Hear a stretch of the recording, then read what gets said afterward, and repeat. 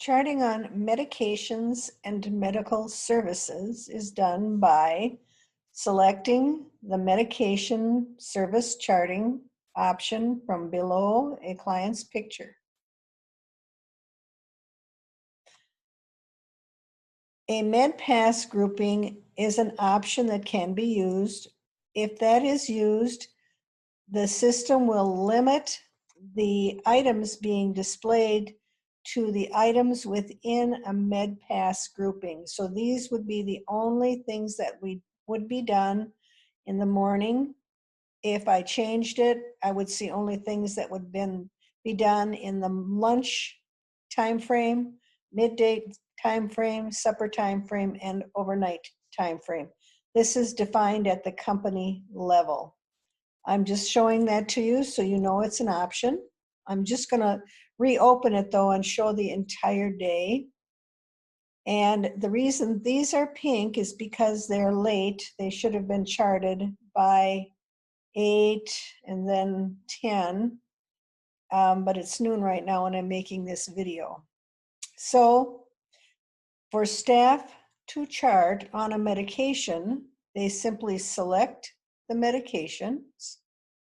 I'm going to skip the COVID screening question here. And I'm going to skip vitals.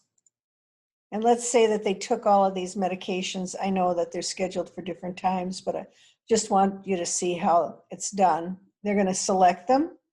If they were given as prescribed, they don't need to do anything else except to save records. So those medications are now charted on, showing the initials, and the person's name is actually associated with the record, shows when it was charted and that it was charted as prescribed.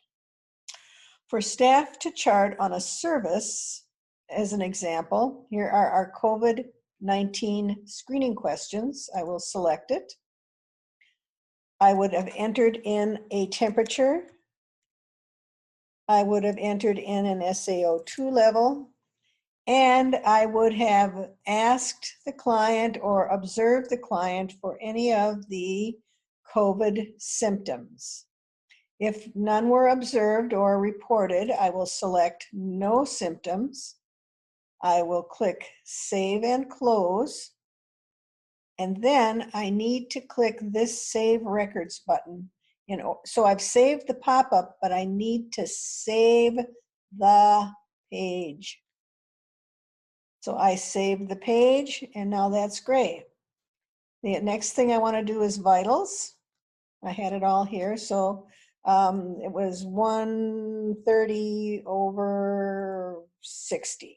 We'll say temperature, I forgot what it was, 97.9.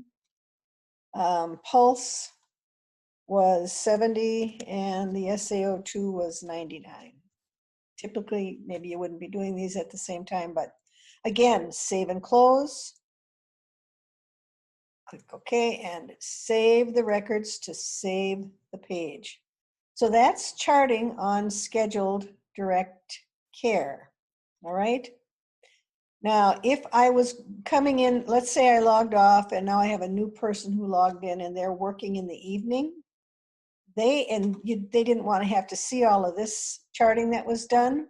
They could put in night, and they're only going to see the items that they are responsible for. Okay? Next, so that's for scheduled. Now, everybody's going to always see PRNs and standing orders. We might have weight and height scheduled for just once a month, but we keep it here as a PRN when needed. But I want to show you what happens if I chart on a PRN medication, okay? And let's say that Rick had a headache. And I'm going to save the records. Okay. Now let's pretend that 4 hours have. Now we're going to pretend that 4 hours have passed, or 6 hours have passed, and it's 6 hours. And Rick needs another ibuprofen. Now he's got something else that hurts. So I've only got one ibuprofen here. So what I do is I find this little button down here and I click additional PRN. This one, additional PRN. I'm going to schedule, I'm going to select that I wish to have another ibuprofen record that I can chart on. It's going to show me the last time it was charted on. And I now can chart on it again. Now maybe he's got a toothache. All right, and I will save the records. Okay, so that's how you add additional instances for charting on PRNs or standing orders.